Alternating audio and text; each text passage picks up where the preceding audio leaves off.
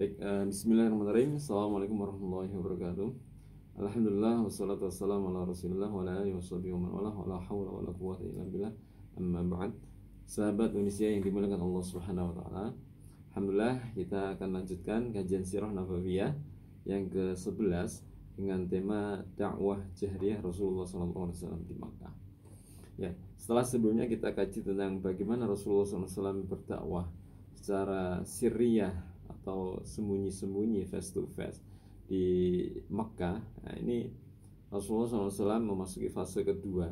Meskipun fase ini yang membagi adalah para ahli tarikh atau para ahli sirah, tapi ini banyak yang sepakat bahwa di masa kedua adalah masa yang disebut dengan dakwah jahriyah. Itu ajakan bagaimana Rasulullah SAW menyuruh umatnya, masyarakat Arab secara terang-terangan. Maksudnya terang-terangan bagaimana? Nah, ini bersumber pada ayat yang Allah Subhanahu wa taala turunkan kepada Rasulullah SAW dalam surat Al-Hijr ayat 94.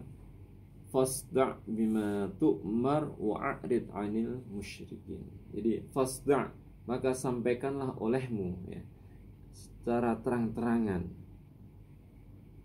bima tu'mar, dengan apa yang diperintahkan kepadamu. Maksudnya wahyu yang Allah Subhanahu wa taala turunkan kepadamu. Fasda' bima tu'mar wa'rid 'anil musyrikin, dan berpanglinglah dari orang-orang yang musyrik. Maksudnya jangan mengikuti orang-orang musyrik. Begitu juga Allah Subhanahu wa taala berfirman di dalam surat Asy-Syu'ara 214, wa anzir 'ashiratakal aqrabin, dan berikanlah peringatan ya, asyirah, keluargamu, al-aqrabin, yang dekat ya. Jadi ini menegaskan jika Rasulullah SAW mendapatkan perintah dari Allah Subhanahu wa taala untuk berdakwah kepada kerabatnya ya, kerabat-kerabatnya, baik yang dekat dan juga kepada yang semakin umum lagi. Jadi tidak hanya keluarga yang ahlun ya, ahlun itu keluarga kecil ya, tetapi asyirah ini nanti kepada keluarga lebih besar lagi.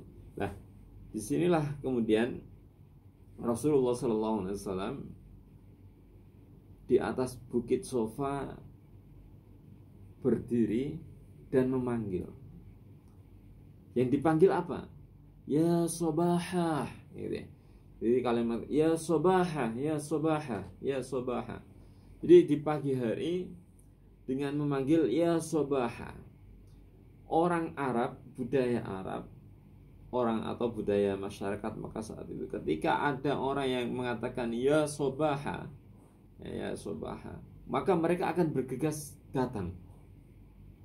Kenapa? Ini adalah seruan untuk bersiap perang ya, karena ada pasukan yang hendak menyerang Mekah. Ini ya sobaha, ini budaya mereka. Maka ketika di Bukit Sofa itu Rasulullah SAW ketika mendapatkan perintah untuk dakwah jahriyah, ini Rasulullah sudah saatnya, karena semakin banyaknya pengikutnya ya, dan banyak yang berislam baik dari golongan keluarganya atau tokoh-tokoh Mekah dan juga orang-orang yang du'afa, maksudnya adalah para budak yang banyak masuk Islam. Ini tiba kesempatan dakwah jahriyah, waktunya tepat. Nah, maka di atas Bukit Sofa kemudian Rasulullah ya sobaha. Nah, maka orang-orang penduduk Mekah datang.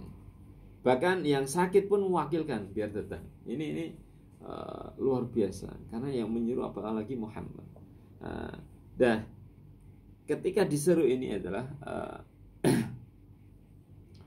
fajtama' ilaihi butunu Quraisy. Jadi orang-orang Quraisy pada datang ya.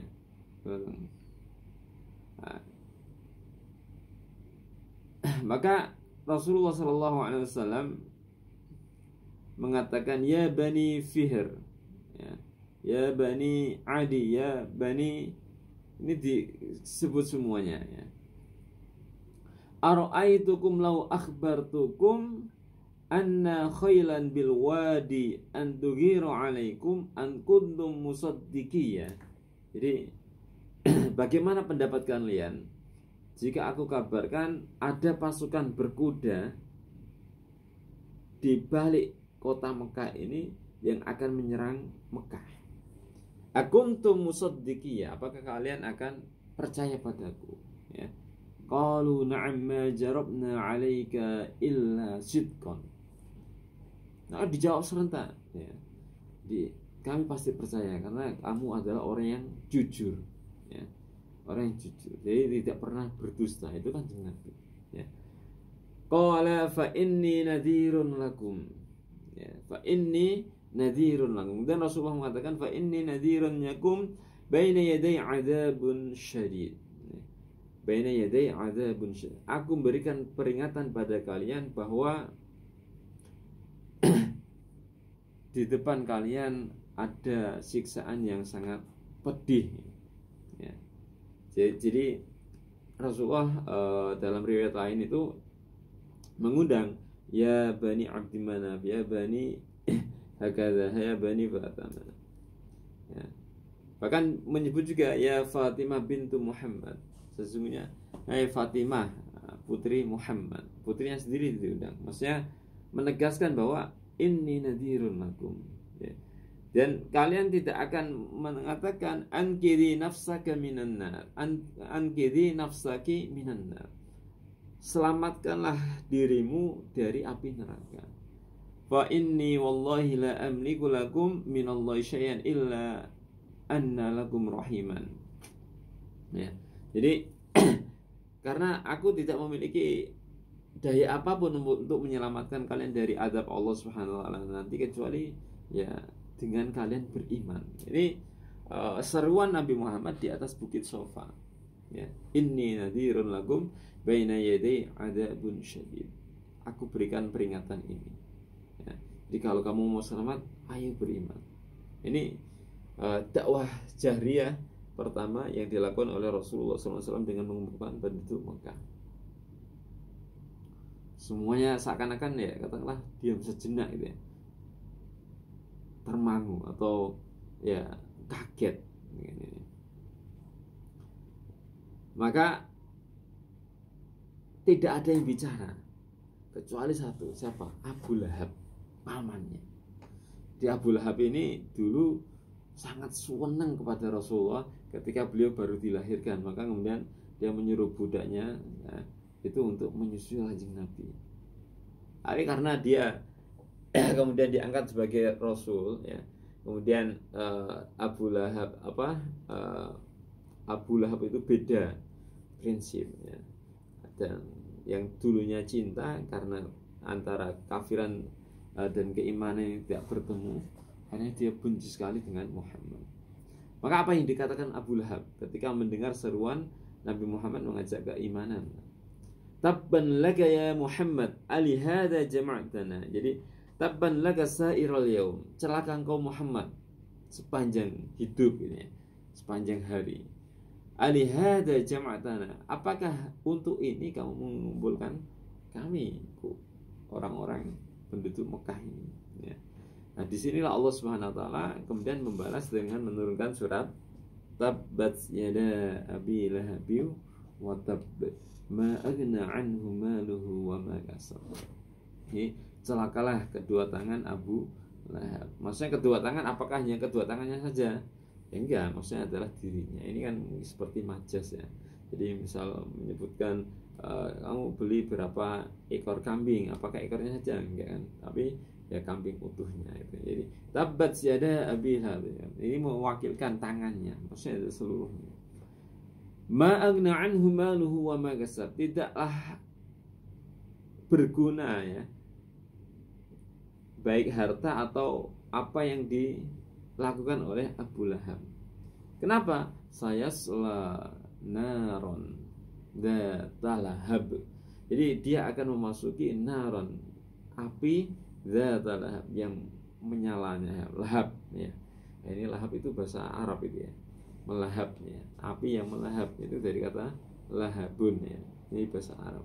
Ini banyak, ya, Wa imra'atu hammalatal hatab. Ya. Juga istrinya yang nanti akan membawakan bahan bakarnya, kayu bakarnya. Fi jidi hablum min masad.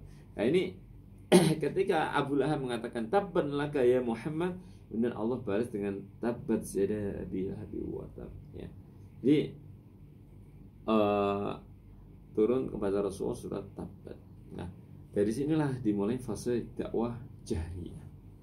Dakwah jahriyah.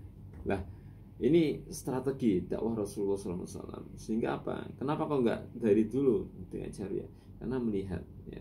Jadi seorang pemimpin, seorang Rasulullah SAW mengajarkan melihat kondisi. Ya.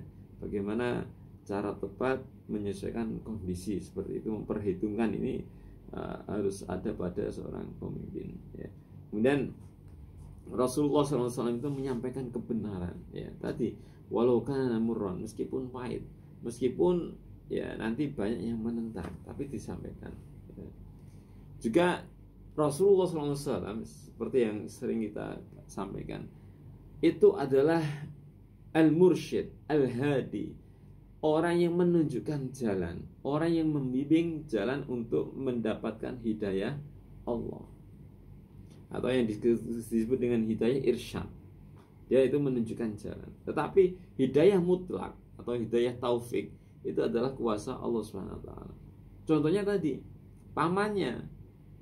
Kenapa Bilal masuk Islam, kemudian Ammar, Yasir yang bukan keluarganya itu bisa mendapatkan hidayah Islam?